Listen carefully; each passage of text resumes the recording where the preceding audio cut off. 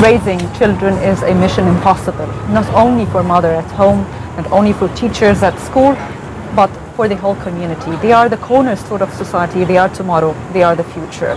And finding new techniques and methods for raising children is very important nowadays, to be updated with the new ethics and new beliefs, and to be modernized, but at the same time maintaining our cultures. We are joined today by Mrs. Walaa Nabil. She's a children coach, to talk more to us about raising the children. Hello, Mrs. Walaa, and welcome to Hello. Hi. Well, at the beginning, I'd like to ask you about your core expertise in the child development. This is a topic that many of mothers who have one or more kids would think that she is the master of, how to raise their children and develop them. But the fact is that it is a really difficult mission when you come to develop those children and try to raise them correctly. And I'd like to take from you a little bit of insights about what is child development and how should it be actually applied on our children. Okay, we always start with the basics, the ABC of how to raise a kid. We have the mental part, their intelligences. That's why we always concentrate on what are your abilities, what are your intelligences. We have different kinds of intelligences. Some kids have spatial intelligences. Those are the kids who learn very fast while using their eyes. We have the kids who are listening children. They listen and they act very fast when they listen to music, when they act with the songs. Some children learn by actually moving. They move a lot. They start going through and, running, going fast, doing everything just while they are moving. That's why we need to learn more about each and every child intelligence. What are your abilities? What are you good at? When we actually put our hands and just find out what are you are good at, it's very easy to maintain a healthy life child after that. That's using their intelligences. The other thing that we use is what we call the love languages. How do you want me to love you? Some people just, yes, I'm going to tell him that I love you, love you, love you, just a kiss and go away. No, it might be actually the wrong language of love. Sometimes kids just like to sit with them and watch TV. One of the kids, he just told me, I want my parent to sit and watch a TV. I don't want to go to parks, I don't want to go to the club, I just want them to sit with me. That's all they want.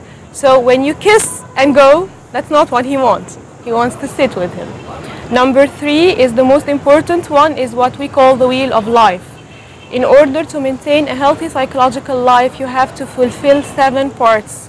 You have to fulfill the spiritual part, you have to fulfill the social part, going out with friends, you have to fulfill the family part, you have to fulfill the work, doing your work at school, you have to fulfill the health and fitness, doing some exercises, eating healthy food, and you have to know how to manage money.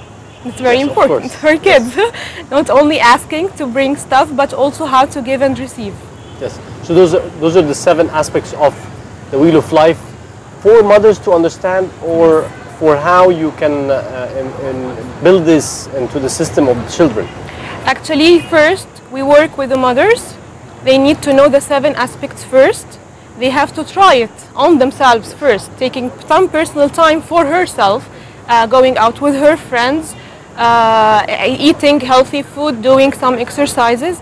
And when the child sees his mother as a role example doing these things, it is very easy for him or her to apply it. To inherit this. Exactly. To, so they start doing it. This is a very good point, Walaa, because it also raises the not only the understanding of those mothers' situation, but also trying to build within the system of those children. And whatever you succeed with the mothers will definitely and eventually affect the relationship between the mother or the parents with the children. Definitely. Because if the mother has a healthier life, she'll be having more energy to support her children. But what is the easiest way you can reach your children? As a mother, I'm speaking from the position of the mother. It's not easy to deal. I, for example, have 3 children. Everyone has his own character. What's the easiest way to reach a child? Yeah, let's take Dina as an example. Okay. No, not me as an example. Let's solve. I need to know the information only. Yes, if we solve this, we'll solve everything. So. And he's a father as well. Okay, Yeah, very exactly. good. So, of two. We always start with the love language. This is the easiest and the most effective way. The 5 languages of love are the physical touch, kissing and hugging, words of affirmation, which means to actually enhance and make the kid feel that he is doing some achievement. Like, for example, if he was able to organize his room, even if it was not perfect, but he was able to do something. If you told him, wow, I love the organization that you did, keep it up, this is words of affirmation. You have concentrated on the small part that he was able to do, and you just encouraged him to do a little bit more. Number 3 is the act of help. Some kids always ask for, would you please come and help me? Would you please come and help me? Make sure that at the time he asks for your help to be there. Even if it was not on regular basis, but at least tell him, oh, I'm not free now, I can help you within an hour, within 2 days. If you were able to help him But now, at least go give the ahead. attention of that you're going to help. At least, exactly. You have to tell him, I will be with you, but on this time or on that time, or now I am available to help you. The last one is what we call the quality time, like what I told you, the kids. If he likes to go out to a movie, if he likes to stay at home, if he likes to play a little. I remember when I was a kid, my father used to sit with me and make the puzzle. I remember it till now, it's the horses puzzle. A couple of horses in a nice picture. He used to stay with me like till 1 a.m. to finish the puzzle. I still remember it now. Why do I still remember it? Because my love language is a quality time. So he actually just went and got my love language. He did it for me. I still remember it. That's what we try to do. Build a memory for the kids that the parents are included in. Very important. Easiest, fast, definitely 100% effective, and it's a very good beginning for the parent to ask for some more. Work, study, athletic. Some of the things that the kids like, oh no, you're here to bother me, you're here to make me feel sad. I had enough. Yes, that's right. Okay. But when time passes, new techniques of raising children come up. So what's the latest techniques that are used to teach children? Well, one of the latest techniques that we are using right now is what we call the not to-do list. It's not something to do, it's what's not to do. One of the most important 2 things not to do is the comparing. Never compare the kid to anyone else, compare him to himself. For example, if he was a C student, you encourage him to be a B student. His sister is an A student, really doesn't matter, really doesn't care. If his cousin, his friend, some of the kids actually come at home and say, oh, my friend did this and did that, and really I don't care, good or bad. Yes. No one cares about your friend, no one cares about the sister, no one cares about the cousin, I actually care about you. If you want to get an A, where are you now? You're at the C, then we are going to go a baby step, which we call it just a baby, from C to B, from B to A, and you are there. No one else. Never, ever compare. One of the most important things. The second thing is what we call the perfectionists. Some parents like to see, all of us actually want to see our kids perfect. We want to see them as best as possible, but that's not actually available. No one is perfect. So what we do is what we move again to the baby step. Just go a little bit in front of the step that you are. Just move a little bit forward. If you are able to do one step, this is great. Plus, you have to encourage the step and make sure that you give him a lot of positive affirmations. Of course. Very, very important. So, no comparing, no perfectionist. They are just kids having fun. And the most important thing, don't put expectations. Don't expect anything. When some of my greatest masters told me, when you don't expect anything, you get everything. When you don't expect, you just actually do and find and receive many things that you thought, wow. What do you mean by don't expect? Don't expect significant results, don't expect their development, or what to not expect? Okay, exactly as you said, don't expect that he is going because he was able to sit and study for 5 hours, he will get the full mark, definitely. That's expectation. He might actually study 5 hours, but he just gets 8 out of 10. So would we put it this way better? Aspire, but don't expect. Definitely. So you dream about something, you aim about something. Yes, you put the goal. But don't really predict Get or attached. pre-forecast what's going to be happening for this, effort that you have done. Definitely, yes. Just if you have a goal, just put the goal. We always encourage kids to put a goal and draw a picture if of his goal. Maybe he wants to be a gold medal athletic in something. So we actually draw how do you look like, or maybe just download the picture from the internet of how do you look like, just put it there. This is your goal and you work for it. Yes. Each step you do in fulfilling this goal is a step that you should be recognized and you should be feel achieving. Whether you did it or you did not did it, definitely you did something. And when kids actually work on doing baby steps, one step ahead, those are the kids who are highly expected to reach these goals. Yes. But when you actually start expecting, oh, still I haven't got the gold medal, like looking only at the end step and not seeing how much improvements you did during the journey, you just never feel enough. But what are the activities that shows the skills of a child? Is it sports, drawing? What are the most important thing in this? There are no most important. They are mainly what are the abilities of the kid. As I told you before, we have the 8 intelligences. Those 8 intelligences actually cover most or probably all of the aspects that kids could have some exceptional abilities in it. So we have, for example, the spatial kid, like the one who likes to watch TV a lot. That's not a bad kid or not someone that you should stop and make him, no, don't watch TV. Actually, no, watch TV, but watch something that is good for you. Like, for example, some of the kids that I work with, they are spatial and they love TV, like an iPad and all that stuff. They just love it and they want to watch it like 24/7.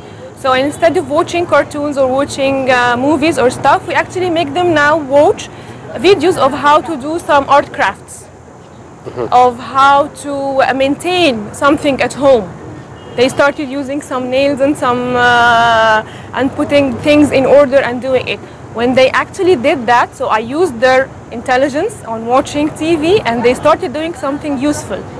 And from there, using this intelligence and doing this activity, you actually reached what we call the talent. Yes. What are you talented at? And once you put your hand on this talent, you are open to like a highway of success. Other kids have the musical ear. They start working with songs, they start listening. So when the mother starts talking to them, she just starts saying, go do this and go do that, and she's not even looking at them. No, bring him and ask him to do it. I want you to do this, and give him the attention. So they just move and go and do things perfectly because you have used the right intelligence. Some of the kids have the social intelligence. They like to be with other kids, they like to be within groups, they love being outside the house. So why put him inside? Go out, go to the club, go to courses.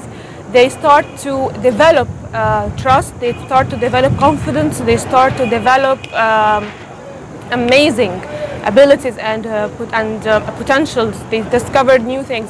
Some actually parents, that's not my child. No, that's not him. He was not like that. He was always shy. He never wanted to talk to someone. But when he was placed according to his right intelligence, they were able to find like a new person. Wow, that's not my kid. And the kids and the feedback from the parents is amazing when they see their child actually improving in something that they like. So it's very important to know his intelligence. Interesting, this discovery journey to discover your children. Is there a scientific way to discover talents in children? You spoke about intelligence. And does this tie with talents, and what is the scientific techniques to discover talents? The scientific techniques that we discover the talents of the kids is we make a very nice chart with what the kids love. Just state all the things that you love. He starts saying that I love this and I love that and I love doing this and I love doing that.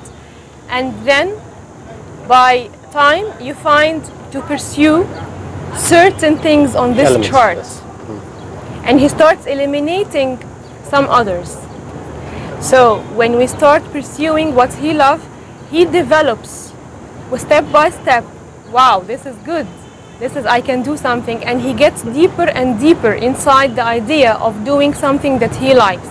And by the time we eliminate the things that he does not like, and they are just good memories, they are things that I love doing, but they are not actually improving the thing at my talent. So once we put them in like order, I like to do this and I like to do that and I love this and I love that, they actually move on and they actually do it, and they are very enthusiastic and very interested in doing it. So it always starts with what I love. Okay, this generation is different than other generations, maybe than ours. Yes. The kids are born with the devices in their hands. They are so smart. So what's your estimation? Are they really smart as they show? Or this is just a claim? No, they are smart. They are, yes they are. Why? They are surrounded with many outside effects that we did not have at our time. That's why we always help kids to use it, not ban it. Some parents think that, no, you're not going to use the mobile phone, you're grounded, don't do this or don't do that. While actually he is going to use the mobile phone with you or without you. Some of his friends might have a mobile phone, so he could actually use it. So why ask him to stop using it while I can ask him to use it usefully? Yes. So some kids actually, they have came up with these ideas. They are not my ideas. They are the one who did it. They said, okay, you don't want me to use the applications in watching movies and stuff. Okay, can I use these applications in sending and making a group of the family in order to maintain Communicate with them, yeah. nice communication with each other? Then I was amazed by his idea. Yeah, I like this idea. You can actually do that. Yes. So he started a group of the family. He listed all the family. He put them all in one group, and they started communicating with each other. They used the technology in the useful way. Yes. Some other kids, they sometimes we ask the kids, no, you're not going to go to this place. You're not going, or you're not going to use this thing. But when I ask the kid, okay, you have the choice. We give him the power of choice. You can use this or this or this. Which would you like to choose? This or one. Yes. So he starts choosing, oh, I like that one. So you can choose it. We have rules. My rule is you are going to use it by safely. And his rule is when you do the power of choice, the kids are very flexible. Yes, all right. At the end, Walaa, I'd like to thank you very much. I admire a lot about your experience with the children development. Thank you very much for joining us, and it has been a pleasure to have you with us at night. Thank you so much. Thank you. Thank you. Now we're moving to a quick break and coming back, so stay tuned.